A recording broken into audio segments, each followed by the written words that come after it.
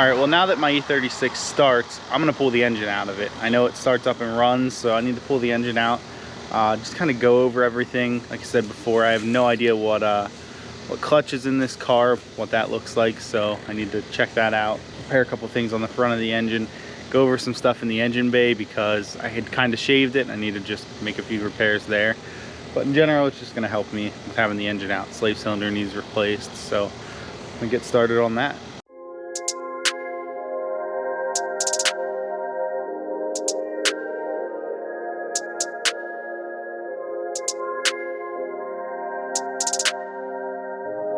Now that the car is up in the air, so I have them jack stands in the front and then ramps in the rear, gives me a decent height to get under it. I'm going to go under and spray the fixed exhaust manifold bolts that were bolts into the rest of the exhaust manifolds bolt in. I'm going to spray them with PB Blaster. I won't get to them today to loosen them, but spraying them, let them soak for a day or two, and then they either snap or come right out is my experience. I'm going to put a breaker bar on them or my impact and just, it's easier if they snap rather than them stripping out, because then I can just take an angle grinder, notch the side, the stud falls out, and then you just nut and bolt it for the future. But I'm gonna spray those now.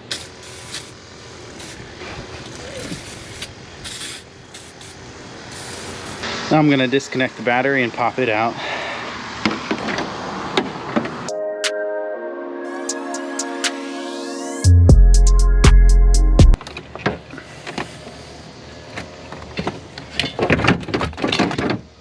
With the battery disconnected and removed, now I can start focusing on the engine harness. So I'm going to keep the engine harness on the engine, but I got to remove a few things from this side over here, and then go over to the driver's side and unbolt a couple things as well. And then the harness is pretty much ready to come out with the engine.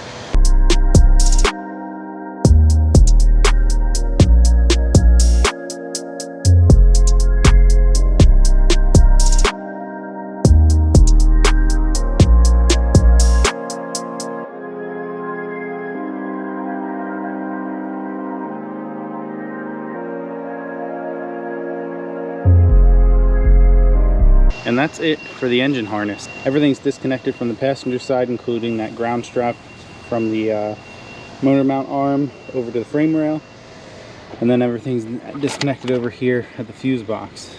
That's all I have time for to do today, but tomorrow then, or the next time I get a chance to work on this, I've got to remove the throttle cable from the throttle body, disconnect the motor mount nuts, and then there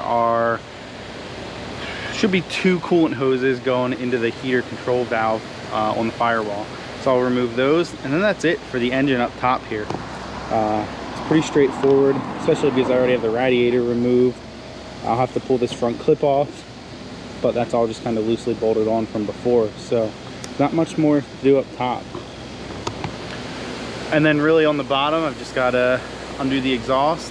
The drive shaft may or may not be able to stay connected. It's not connected to the diff anymore. But then I've got the shifter and then the slave cylinder, and this thing's ready to pop out. So not really, like I said, I'm kind of at a point where there's not a whole lot to do in order to get it out. Just need the time to do it. But that'll be in the next video.